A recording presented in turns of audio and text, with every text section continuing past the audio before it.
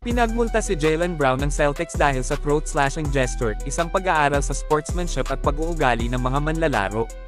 Sinusuri ng artikulo ang desisyon ng NBA na pagmultahin ang star ng Boston Celtics na si Jaylen Brown dahil sa paggawa ng throat-slashing gesture sa panahon ng laro laban sa Detroit Pistons. Tinitingnan din ito ang mas malawak na konteksto ng mga selebrasyon ng mga manlalaro, sportsmanship, at ang pagsisikap ng liga na regulasyon ang pag-uugali ng mga manlalaro.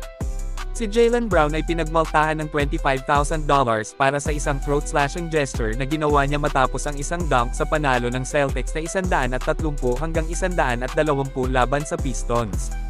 Kinilala ni Brown na ang NBA ay sensitibo sa mga ganitong kilos at nagpahayag ng panghihinayang sa kanyang mga aksyon.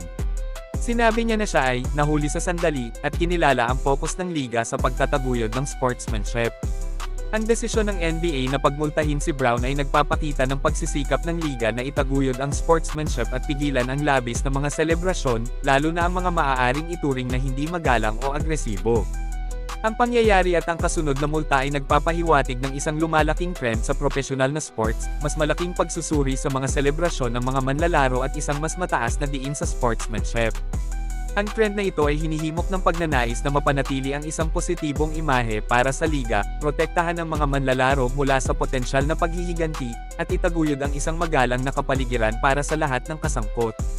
Ang desisyon ng NBA na pagmultahin si Brown ay nagpapakita ng isang malayong pagsisikap na magtatag ng malinaw na mga hangganan para sa pag-uugali ng mga manlalaro sa court. Kinikilala ng liga na habang ang mga masigasig na selebrasyon ay bahagi ng laro, ang ilang mga kilos ay maaaring maliwanagan at magpulala ng mga tensyon. Ang paninindigan ng NBA ay naglalayong maiwasan ang mga ganitong sitwasyon at linangin ang isang kultura ng paggalang sa mga manlalaro at tagahanga. Ang pangyayaring ito ay nagsisilbing paalala para sa mga atleta sa lahat ng antas na maging maingat sa kanilang mga aksyon at ang mga potensyal na kahihinatnan ng kanilang pag-uugali. Habang ang pagdiriwang ng tagumpay ay hinihikayat, mahalaga na gawin ito sa loob ng mga hangganan ng sportsmanship at paggalang. Ang pangyayari ay nagpapakita rin ng umuunlad na kalikasan ng pag-uugali ng mga manlalaro sa profesional na sports, kung saan ang linya sa pagitan ng masigasig na ekspresyon at hindi naaangkop na pag-uugali ay patuloy na pinagtatalunan at binibigyang kahulugan. Ang desisyon ng NBA na pagmultahin si Jaylen Brown para sa kanyang throat-slashing gesture ay isang malinaw na indikasyon ng pangako ng liga na itaguyod ang isang positibo at magalang na kapaligiran para sa mga manlalaro, tagahanga, at ang esport mismo.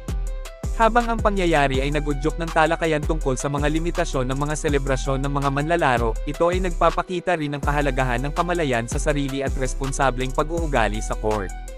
Habang patuloy na umuunlad ang profesional na sports, ang balanse sa pagitan ng masigasig na ekspresyon, sportsmanship, at mga regulasyon ng liga ay mananatiling isang mahalagang paksa ng pag-uusap.